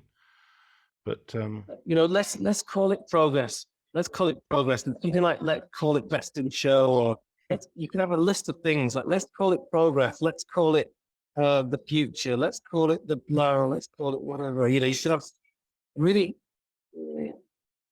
I like it. It's a good job this is all being recorded, because we can actually go back and reference these moments, and I'll see if I can do something with it. We should be doing. Yeah, it's like our rivers are unpolluted. You know, I sort of because when everything's too clinical and too perfect, everything wrong. You know, let's go. Yeah. Our rivers are unpolluted. Our hills are lined with whatever. That's a bit like, you know who this goes back to? This goes back to Adrian Mitchell. I mean, yeah, it's Vietnam. It's classic Vietnam. Yeah. I mean, it's a not dissimilar concept. If you check out, which of a lot of the poetry of the 70s, and actually now it happens as well. Although it's not as obvious now, but it's the list poem. It's the list poem. So you have one idea, you have a list, you draw that list down, and then you have a killer chorus. That's what happens with the Vietnam poem. Yes.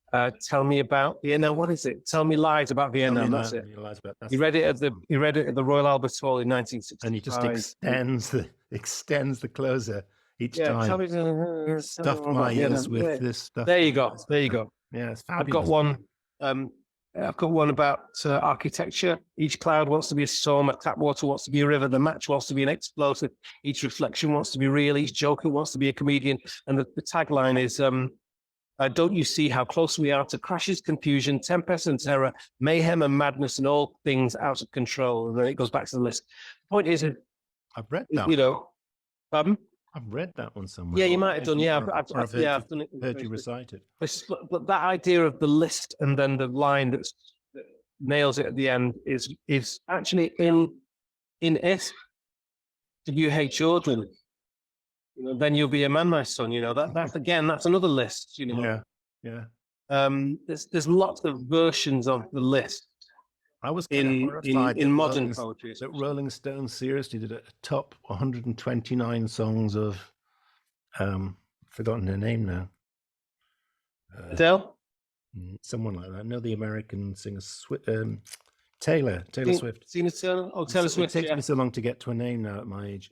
Taylor Swift. Same. Seriously did 129 of her songs. So I just cheated and went straight to number one song, and it was good. About 9 minutes long, but it wasn't Sad Eyed Lady of the Lowlands. You know, it wasn't It wasn't a classic. It was good. It was decent. Yeah. But the earnestness seems to me a little unwarranted. You know, the seriousness and the sense. It wasn't Joni Mitchell. It wasn't profound. I mean, she's talented and she's good. I don't want to dismiss her at all. But does this really warrant the 129? The number's kind of comical all by itself, you know. The 129 generation. Taylor Swift. What? I mean, that's Rolling Stone. Where are we going to with this? I don't get it. Hey, come on, man. I mean, look, we're old. Yeah. You know, there's like the whole generation. No, it's all relative, okay? Yeah. You know, and there's the whole generations out there who are just like, who am I? Who the hell's Lemn Sissay? There's some things on Radio 4. Yeah. And he thinks he's written a book or two. One of my son's friends said to me 30 years ago, "Didn't you used to be in status quo?" It gives you a sense of realism, doesn't it? You know, of where you really are. I mean, I get mistaken for not anymore, but I used to spend a lot of my career getting jobs that Benjamin Zapp and I didn't do. Right. No racism in that. Well, no, I remember when. Do you remember when Samuel Jackson bollocked that presenter for he got him confused with another guy? Yeah. He said, "Oh no, you're not getting off the hook that easy." Brilliant little interview. Really No. I mean, that's bad, but I can't. I do. You know, I used to have dreadlocks. Yeah. Benjamin's was the only other poet. You know. You get tagged. I mean, I can't live it down. You know, I can't live it down. I mean, I will. You still get royalties. Do you get royalties from it? Fuck yeah! I was amazed at what I got the other week. I mean, I couldn't believe it. I had the luck of it. Someone hustled me from an organization called Sound Exchange, and they said, "We've got this money for you. Why don't you sign up?" And I said, I ignored it. And they wrote again, "We've got this money for you. Why don't you sign?" I ignored it. And they wrote a third time. I thought, well, I better. And they said, "It's actually quite a lot." Wow. All right, well, let's find out. So I said, "Well, how much is quite a lot?" You know, they said, "Well, it's 5 figures." And I thought, well, that's got to be worth it. Wow. So out of the blue, I got about $40,000. Come on, man. Nothing I did. Absolutely nothing. Well, the thing is, you did, though. You're on that album. Well, I did something in 1978 and I was enjoying it. I wasn't expecting to I didn't care about getting paid for it at the time. Yes, I know. But you can't go into denial that it's not had a relevant effect on your life. Yeah, sure. It opened all the doors for me. I would never have. But also financially. Had an entire career doing what I actually wanted to do, which was to be a singer-songwriter. By doing the thing I didn't want to do, which is to be a backup musician for somebody else's, to be a strummer for somebody else's dreams, I did paradoxically open a door to my own future. But that wasn't. But it wasn't my intention. I mean, I wanted to found a little band and be a central player in it. I didn't want to be a bit part extra. You know. Yeah, I mean, but that's the story of a lot of musicians. What happens? Yeah. You know, a lot of musicians. Yeah, like I'm sure. Oh God, I was reading a story about a musician the other day, and it was he didn't want to be, but actually did really well. I think it was one of the Oasis, I think, or one of the Manchester bands. Most bands are 4 or 5 years if they're lucky, you know. I mean, to stick around. Yeah, I can't imagine anything worse actually than being trapped in a band for 40 bloody years. I mean, could you imagine? The perdition of it. I mean, it'd be like an arranged marriage. You'd be stuck with it, you know, and it was an unhappy arranged marriage, but you can't leave it because you don't know. But most arranged marriages actually work. That's true. But that's because they're in places where there's a lack of opportunity for women. Whereas most non-arranged marriages don't work. Well, but more than 50%. True. It's like more than 50%. Yeah, but more than 50% of arranged marriages do work, and that's correct. And that's not sobering. Not a part of the world. It might be cultural too, though. If you've got no opportunity to. Well, why not? That's marriage. Yeah, well, you can't afford. Same with separating. Sorry. Same with separating. You know, it's a cultural thing that people separate. But, the divorce is easier. Made easy, and maybe the case for it not being. The legislation follows the reality, which is that women now have far more freedom to actually go screw this, or men even too. I mean, that's in this society. But I'm just saying that the biggest populace in the world is India. India's where there are arranged marriages. and most of India is working fine. We can't say that women in India have it worse than women here, but I'm just not having it. Well, it's not Pakistan. It's better than. Well, yeah, I mean, well, all religious countries have. You spend a bit of time in Ethiopia, don't you? I do, yeah. I love Ethiopia. In fact, it's a few years since I've been. Oh, Well, yeah, my family's from there, so yeah. you know, my mum lives in New York. My dad's obviously not around, and most of my direct family are living in different parts of the world: Washington, Canada, Toronto, But that's New York. the world, isn't it? Paris. Everybody's. Yeah, I mean, they're a very modern family. very modern. The days when your great grandfather lives just down the road from you seem to me to. I never knew that, so I don't know. All my relatives on my father's side died in 1944, so I never knew any of them. Oh, And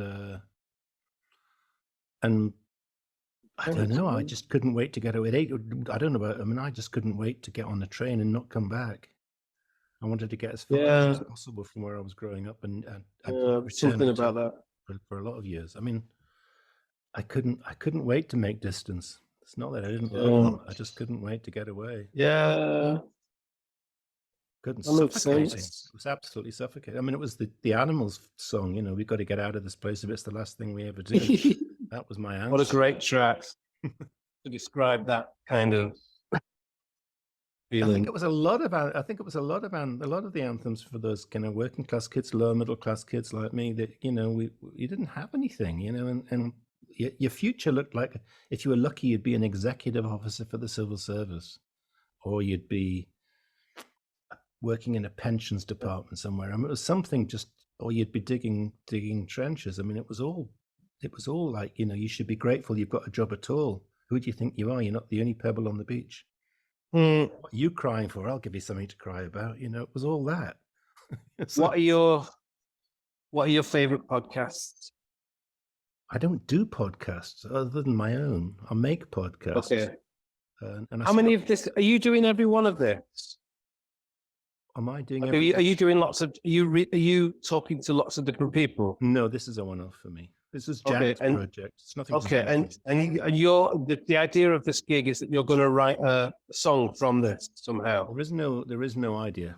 It's purely for the fun of doing it. Oh, it's definitely a song. The only way to get you on the bloody phone, Lem. Okay, Jack says there's definitely a song. I think it's great. David, you think after 23 albums they would flow out of him, but it sounds like we're pulling teeth here. No, I can write songs all day long. Writing great songs is harder.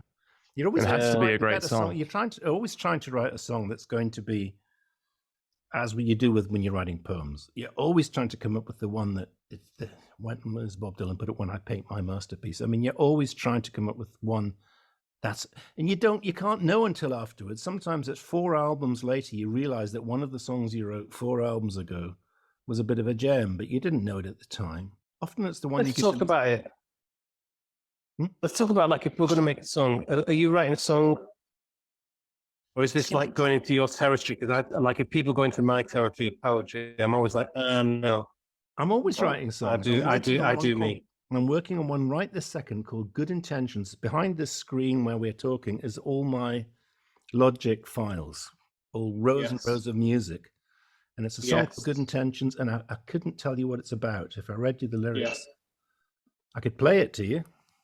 I mean, I don't know whether I can play it at the same time as being on Zoom. I could try, but it's a they're often a mystery to me until they're finished. And sometimes I'll change a line, you know, you'll get to 9/10 of the way through, and then you finally go, I'll throw that line away, and I put that line in, and now there the jigsaw works now. Now the whole thing has coherence. And I don't mind being incoherent because... Yeah, okay, that's usually when it really works, there's often there's magic in it. You know, you can't magic. Sometimes I agree. You can't believe how prescient things are. You've written it, and it sounds like you're writing it after the event, but actually you wrote it before the event, and you don't know what the event is. Nice. Until it's written. I mean, it's so many weird things like that. It's the art. It's just art.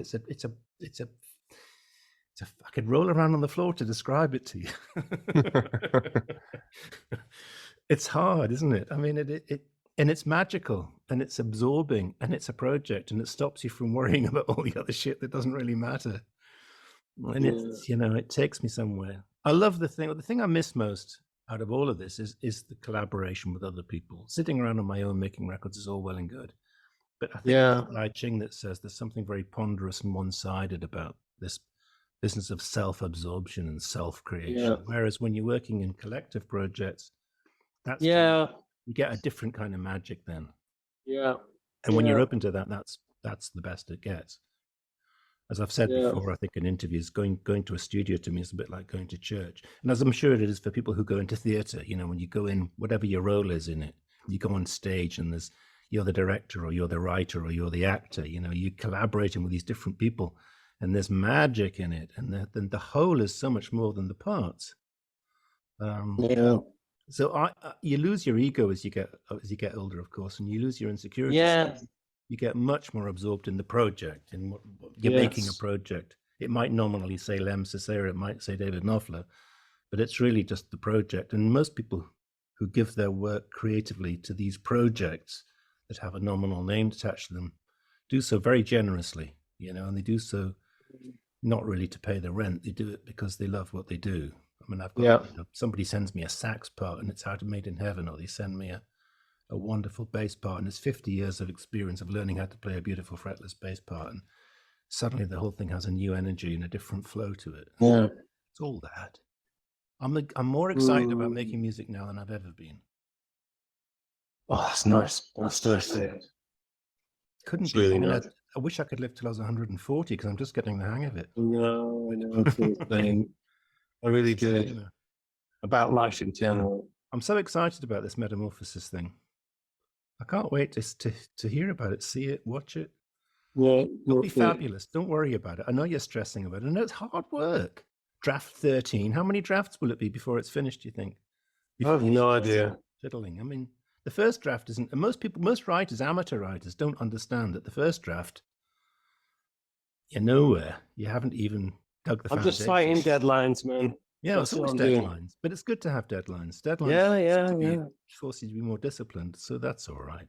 When is your deadline? Whenever. You don't like it. I remember I was talking with an old friend from many years ago. We don't see each other now, but we were friends back then, and he was a composer for film music, and he was walking the streets at 4 a.m. looking at the milkman thinking, I could be doing that. He's looking at he's going, he's not there and he can't get it and he's on a deadline and he's struggling and suffering, and I could have just been a milkman. Why am I putting myself through this? Sometimes it's a bit like that. I never really feel that. I think I dodge the pressure. I think I've always dodged. I've been a bit of a artful dodger when it comes to pressure. I've stopped touring, which has taken an awful lot of weight off. Yeah, it's good post-pandemic choice, right? Well, I had to. It was Brexit more than anything. Okay. Stupid Brexit. Fucking bullshit. Yeah. Absolutely bullshit. What a mess we're in. So yeah, I mean that was the final straw.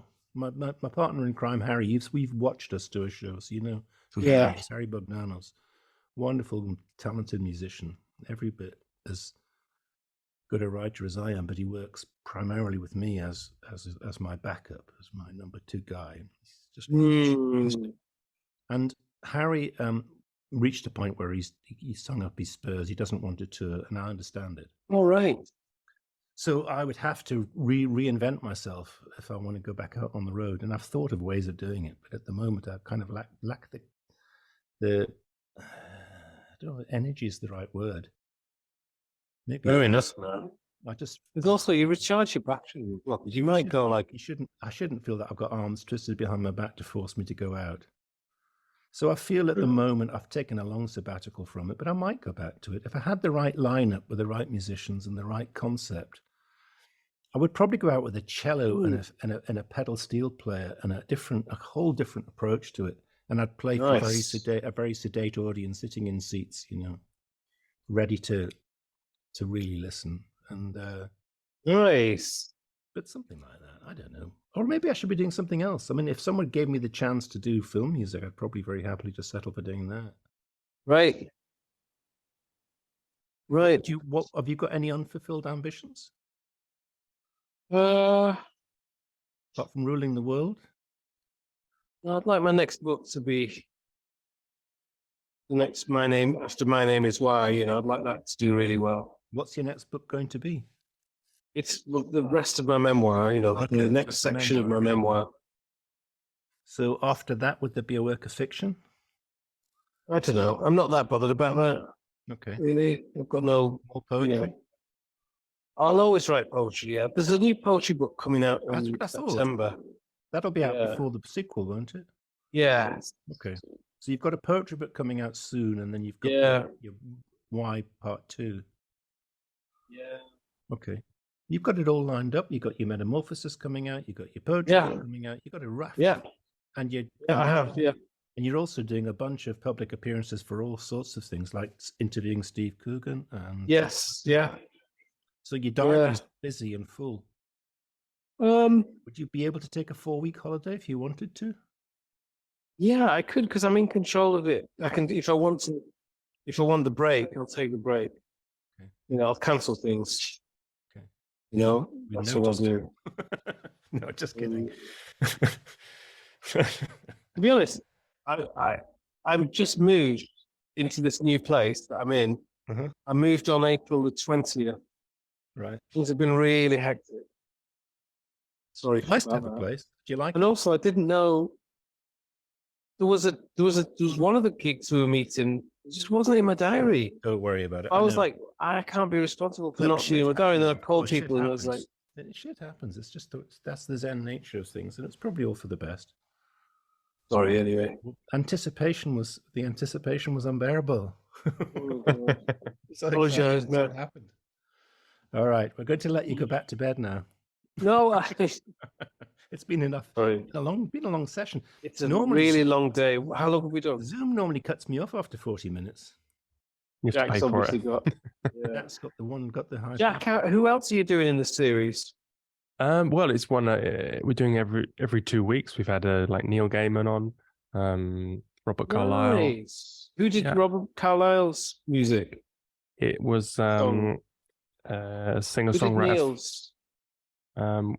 Robert was let me see, Milo Sorry, you- Gore. Okay. There's so many names. I'm sorry. Right. Got this It's a book good here. idea, with, man. yeah. Good idea. David, Yeah. you've got some really good high-end, I don't think I'm the, thanks for choosing me, but you got some very high-end people Apparently, out there with Robert Carlyle and yeah. the like. Well, you're in good company. Well, I'm not that bothered, but I've been on quite a lot of podcasts, Have you? especially, that's honestly, but I mean, that's not what I'm trying to say is that your call is to write the song. Yeah. I didn't know anything about this writing a song business. This is all new to me. Jack failed to mention this to me. I don't think yeah. he did. I don't think he failed to mention it to I you, think but Yeah. did you fail to mention it, Jack? No, I definitely didn't fail. to Yeah, mention it. Yeah, okay. So look, so David, I didn't this know I is had going to write be a song. It's news to me. Okay. If I Okay. have to, I will. I'll cheat. I'll use the set of lyrics I already wrote about you, and I'll have to come up with a tune for it. I've actually got a half tune anyway. okay. Well, that is what it is. It Okay. is what it is. So Jack, I'm not gonna. This isn't for visual, is it? This is for vocal. We do actually use the video, but you Okay. I don't really want you to use this video. don't want to use the video. Okay. Yeah, because I thought it was audio. Polishing his arms and Yeah, and Tucking in also his it's line. near where So I you live. don't want me just to blur the background. You want me to blur blur blur you the as well. foreground. No, I wasn't. This wasn't down for a video for me. I thought it was audio. I thought it was Okay. audio too, in fairness. All right. Well, I won't use the video then. You can use it. Okay, I don't thanks, care. yeah. For me, I don't care. You can blur But them. for me, I don't want it to be used. Okay, I won't use the video. That's I'm all right sorry. to mention. So I don't have a video. I don't have a song. This is This might not end up being part of the podcast, and I apologize for wasting your time. My original, if Jack hadn't intervened, I was going to nag you to actually come and do my little 15-minute session. But it's really short, my podcast. I do like 10, 15 minutes. Well, this was your podcast. Yeah, well, originally I wanted it to be, but it turned into this other thing with Jack. Okay, this has got very confusing. Yeah, I'm Sorry. confused. I'm all. If you could I'm see the all- mess that I live in, you would understand. I mean, that's a little microcosm of my entire room. It's all like that. And my brain is like that. Love I mean, it. I don't Love I it, don't have love an it, ordered love it. existence.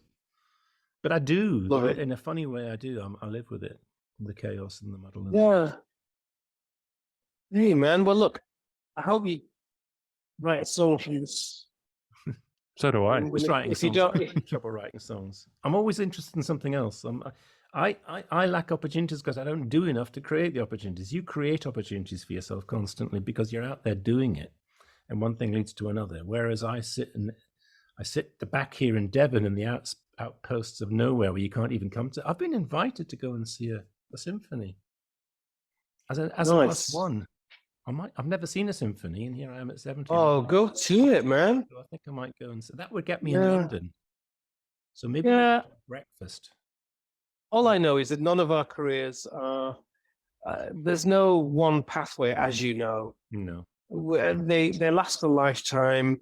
They're unique. Each one of our careers is unique to our own experience. There's no way of transplanting one experience to another, I don't believe. No, I don't think so. We're not, our careers are not like on mixing tables. So I'll bring up this bit and I'll bring down that bit and I'll just curate it to be what it is.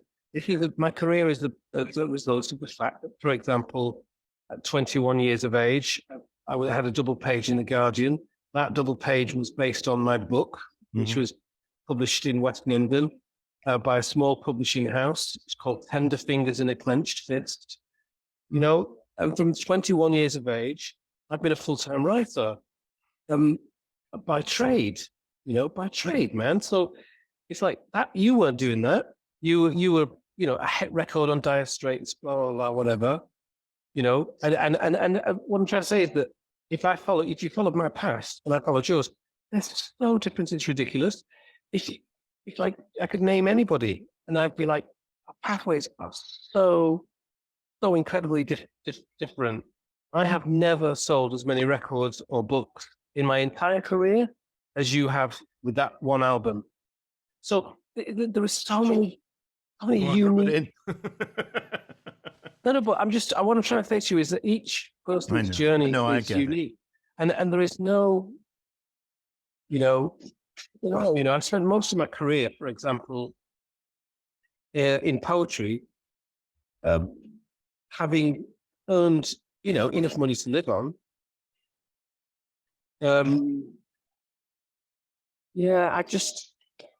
Extraordinary. I don't know how it's ended up being what it is. I think just a lot of dedication and hard work on your part. But the thing is, you work just as hard, and somebody else can work just as hard relative to wherever they're from. Well, you have a certain unique approachability and friendliness that's probably helps. But at the end of the day, talent, innate talent. So the thing is, I'm no more talented. Sorry, go on. I'm no more talented. This is how I see it. That our careers are not like going up and down and levels, plateaued. Our careers are like orbits, like slowly going around the Earth in space, and we're all in our little machines, our little spaceships, and I can wave at you there, you can wave at me here, and then I'm off there to read in Ethiopia, and you're off there to do a gig in Germany at a particular time in your orbit. Our orbits, we're all on orbits, and sometimes the orbits are much bigger but slower. The more successful people that I know, the more successful they are, the less busy they seem. Well, I think that's probably true. If you look at the beginner kids, I mean, the kids that haven't yet had any real serious public recognition are really working hard. I saw a fantastic duo playing on the street the other day in Exeter, busking to nobody but me. Yeah. Who were absolutely brilliant, top drawer. And they're working their nuts off just to get to that first rung. Yeah. And when I'm staying in a 4-star hotel playing to 400 people, I feel, and there's somebody playing in a stadium up the road to 6,000, of course I feel like a relative pauper. But of course there's always bigger fish and smaller fish. We all get to where we get to, and we can all pass judgment Harry's always used to remind me about, he used to say, you've never played the Hairy Lemon, obviously. It was one little bad pub gig that he used to do, you know. And so when you're complaining about things not being all they could be, there's certainly always plenty of room to slip, and there's always plenty of people below you who'd give their hind teeth to have the success that you're enjoying. So yes, it's all relative. Of course, it's all relative. I wouldn't really I've never really wanted more than I have achieved, because I didn't like it. You know, I didn't like the top table. I was in LA once in a top table of directors and producers who all had Academy Awards and all the rest of it. All they talked about all night was diamonds and money and shit. I mean, I never had a more depressing evening in my entire life. I thought, well, if this is the top table, who needs it? So I think you just got to make the work and not worry about it. And look, all more power to your elbow, Lem. Love to you, man. Love your to next you. project, and no doubt it'll be really. I enjoyed your country walks. I enjoy so many of the things. Oh, I loved that, actually. Yeah, you that bring was, yourself to that was everything really you do, special. and it's invaluable. And I did. thanks for I taking love that. part and for talking to me about it. And I hope I'll see you Thank you, socially man. soon, Jack. Love to you. Thank you. I'm going to call it a day at this point. I think we've got more than enough material here to do Good. podcasts. Okay, all the best. See you. Bye-bye.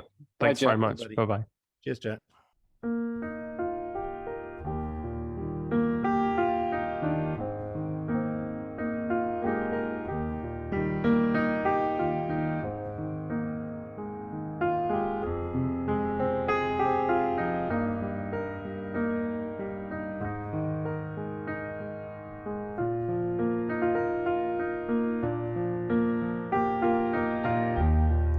Never quite at home, always you're alone, always on the outside, riding out the storm. So where do we now start? Where do we begin?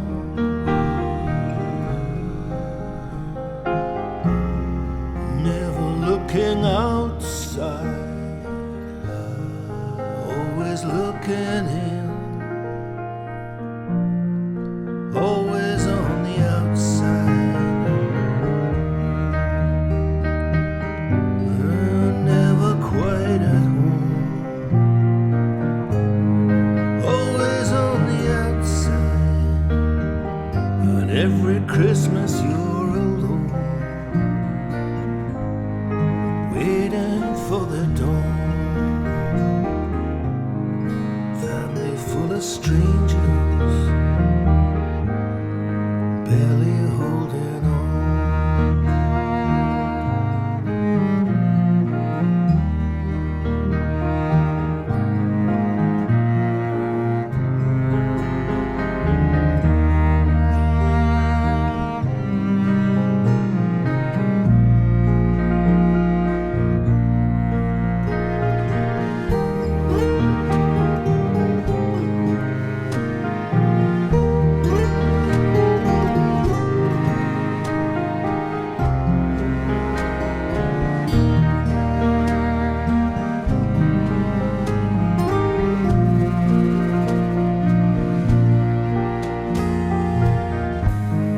Always on the outside, you know you must be strong. Always on the outside, but you'll survive the storm, and always you'll belong. Always you'll belong. Always you'll belong.